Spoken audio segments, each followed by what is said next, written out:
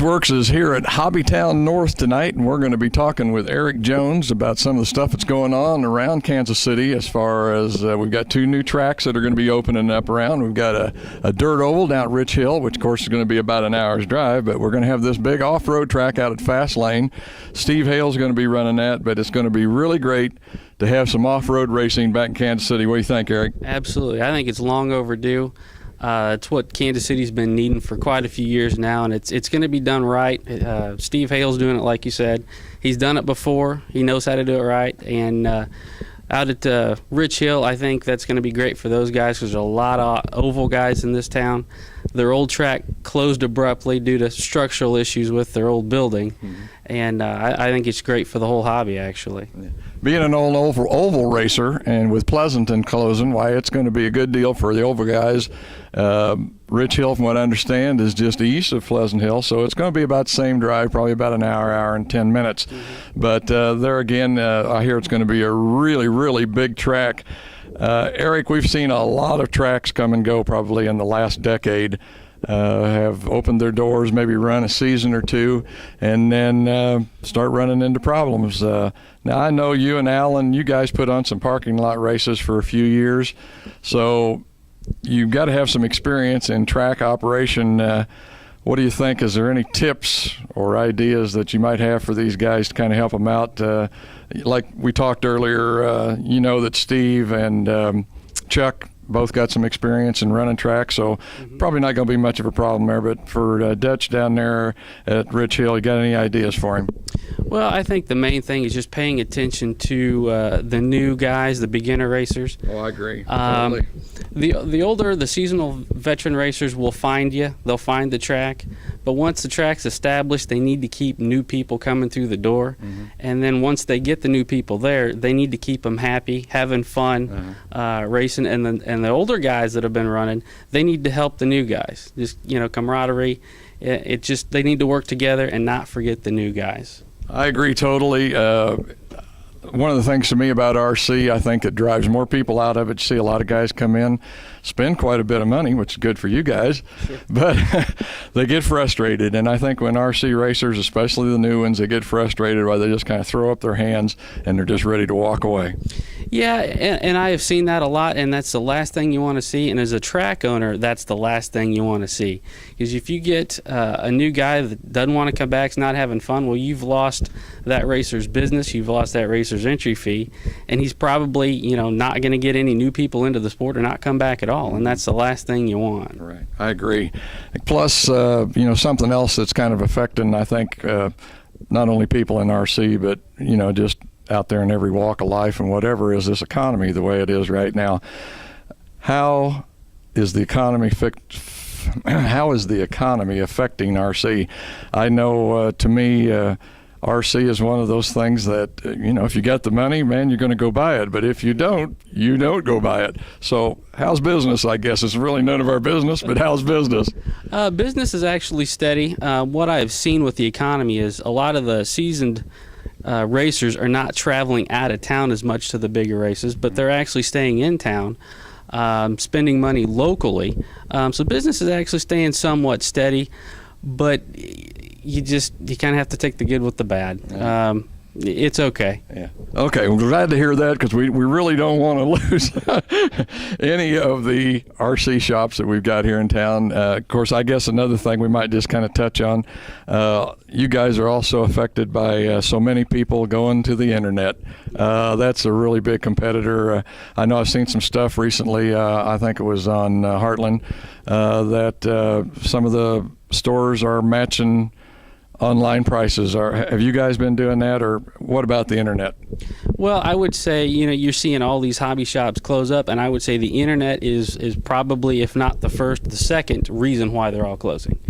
And yeah, we got to do what we got to do to stay open, and we will, on most things, be able to match internet prices, and we're happy to do that. And all you got to do is come in and ask. Okay, well, that's a good deal, folks. You heard that. Now, you heard it from Eric. You know it's going to happen. So, and your dad's behind you, right? So he'll agree with that, too. Absolutely. Okay. All right. We're going to go into a little bit more technical part of this. I'm going to more or less hand this over to Eric, and he's going to describe some of the new products that are out there with these new tracks. I know everybody wants to get out there and beat their buddy. So, in order to do that, sometimes it takes this new technology. Myself, I'm kind of cheap. I hate to admit this, but I buy a lot of used stuff, and I'm always 6-9 months behind on technology. But I know there are a lot of people that, boy, they want the latest thing. And Eric's got quite a bit of stuff laid out here. Eric, I'm going to turn the microphone over to you. I hope you can do 3 things at once: hold the microphone, talk, and show product. We'll see. But I'm going to go back and operate the camera and try to get up some close shots of some of this stuff so we can see it. So I'm going to let you have the microphone, and then we'll just close up here in a little while, okay? All right, sounds good. All right. Probably one of the best innovations in RC that they've had is the new 2.4 gigahertz radio system. The old systems were working off of crystals. So you could show up to the track, you might have 2 or 3 guys on the same channel. Well, this radio absolutely eliminates that. When you first get the radio, you have to bind it with its receiver, and once that is bound together, this receiver will only transmit and receive from that controller. So absolutely priceless when you show up to the track.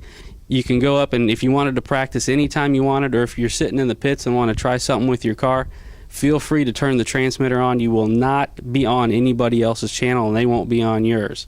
So in my opinion, that's probably one of the best innovations that's come out in years. Secondly, I would say one of the major innovations it's been around for a while, but it's just made it into the RC community, is brushless motor technology. There's a couple of different kinds of brushless motors. The first one being the sensorless based motor. What that means is the 3 wires here, that's all that goes to the speed control. Whereas your sensored speed control has not only the 3 wires going to the speed control, it also has a bundle of sensor wires that then plugs into your speed control. And what that does is that tells the speed control, when you initially hit the throttle, it tells the speed control where the neutral point is on that motor. Now the sensorless ones, occasionally you will see a cogging effect. When you hit the throttle, if it cogs, you'll see the motor hesitate slightly and then take off forward. Whereas the sensored base, you don't have any of that. And to complement that, they've come out with the LiPo battery packs. Lithium polymer is what LiPo stands for. They've got 7.4 volts compared to your older standard nickel metal hydride battery. I would say a 3200 milliamp lithium battery is equivalent to probably a 38 or 4000 milliamp nickel metal hydride. Puts out a little bit more power. The discharge curve is not nearly as high as the nickel metal hydride.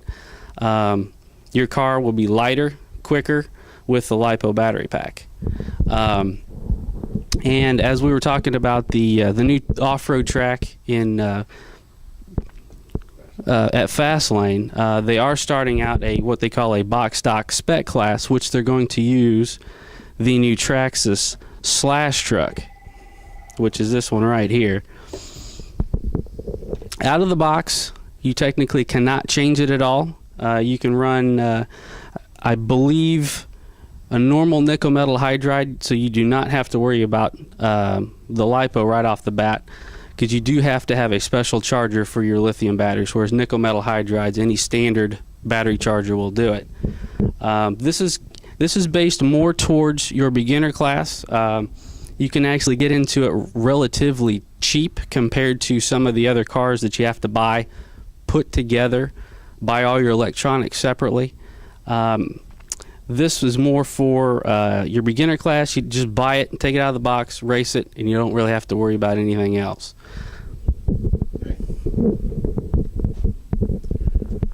Well, folks, we're going to have to wrap it up, but I think, Eric, I understand you've got a special offer for all those people out there in Heartland RC as far as this new slasher.